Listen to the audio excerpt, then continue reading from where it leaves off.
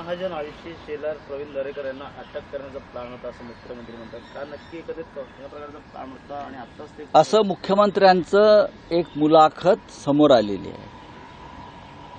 सध्याचे मुख्यमंत्री असं म्हणतायत, स्वतः ते ज्या सरकारमध्ये होते शिंदे उद्धव ठाकरे यांच्या, ते सरकार मी व्यक्तिशः उद्धव ठाकरे म्हणत नाही, सरकार कारवाई करतं. त्यांनी काय सांगितलं आहे की फडणवीस, गिरीश महाजन,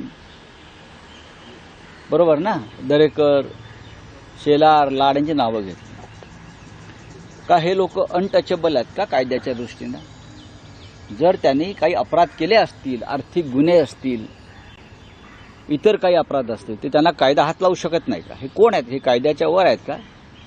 या देशामध्ये प्रधानमंत्र्यांवर कारवाई झालेली आहे, राज्यपालांवर कारवाई झालेली आहे. विद्यमान मुख्यमंत्री अरविंद केजरीवाल, हेमंत सोरेन ह्यांना मोदी सरकारनं अटक केली. अनेक मंत्री, आमदार, खासदारांना या महाराष्ट्रात आणि देशभरात अटक झाली. मग हे जे पंचक आहे, ज्यांचं नावं घेतली शिंद्यांनी, त्यांच्यावर अपराध असतील आणि सरकार त्याची चौकशी करत असेल, तर यांच्या अंगाचा इतका तिळपापड का व्हावा? त्या काळामध्ये देवेंद्र फडणवीस यांच्यावर विरोधकांचे फोन टॅपिंगचा आरोप होता, अत्यंत गंभीर आरोप आहे.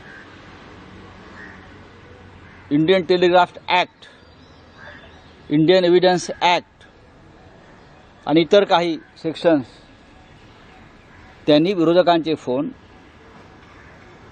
अत्यंत बेकायदेशीरपणे चोरून ऐकण्याचा प्रयत्न केला आणि त्यांच्यावर पाळत ठेवली. देवेंद्र फडणवीस यांच्या हुकमावरून रश्मी शुक्ला तेव्हा प्रमुख होता त्या खात्याचा, त्यांची चौकशी सुरू होती, त्यांच्यावर गुन्हे दाखल झाले आणि या गुन्ह्यामध्ये अटक होऊन आपल्याला शिक्षा होऊ शकते. या भयातून देवेंद्र फडणवीस हे तडतड करू लागले. हे सत्य. जगभरामध्ये असे गुन्हे हे अत्यंत भयंकर गुन्हे मानले जातात आणि अमेरिका असेल, युरोप असेल आणि आपला देश असेल, इथे अशा गुन्हेगारांना तात्काळ अटक केली जाते. मला अटक होईल या भयातून त्यांनी शिंदेंवर दबाव आणला आणि शिंदेना अटकेची भीती दाखवली. हो की नाही विचारा. एकनाथ शिंदेने सांगावं त्यांना मोदी सरकार का अटक करणार होतं? कारण सांगू शकतात? मी सांगतो. नाही तर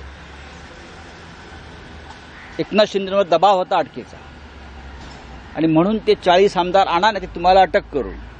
प्रवीण दरेकर यांच्यावर का कारवाई करू नये? त्यांच्यावरती मुंबई बँक घोटाळ्याचा आरोप तेव्हा होता आणि त्याची चौकशी सुरू होती. बेकायदेशीरपणे कर्ज वितरण, कोणते लाड ना, लाड वगैरे जे लोक आहेत त्यांच्यावरती अनेक प्रकारचे गुन्हे आहेत. पोलिसांनी तपास करू नये असं यांचं म्हणणं आहे का? डरपोक लोक आहेत ते, म्हणून त्यांनी पक्ष फोडले स्वतःची अटक टाळण्यासाठी, स्वतःचा बचाव करण्यासाठी त्यांनी शिवसेना आणि राष्ट्रवादी काँग्रेस पक्ष फोडले आणि उद्धव ठाकरेंचे सरकार पाडलं. नाहीतर यांच्यावरती गुन्हे दाखल होते आणि हे गुन्हे अटक व्हावी अशा प्रकारचे होते. गिरीश महाजन यांच्यावरचे गुन्हे पहा तुम्ही काय आहेत ते. तुमचं सरकार आलं, पुन्हा फोन टॅपिंग प्रकरण बाहेर काढाल का? सरकार येईल. केंद्रातलं सरकार 100% बदलत आहे. मिस्टर फडणवीस, मिस्टर शिंदे आणि त्यांची टोळी, मी जबाबदारीनं बोलतोय, केंद्रातलं सरकार 100% बदलत आहे.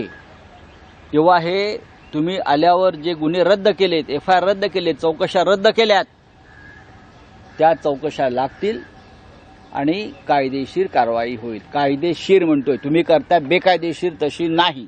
सर हिंदी में जानना चाहेंगे, ये लाइन हिंदी में जानना चाहेंगे सर आपने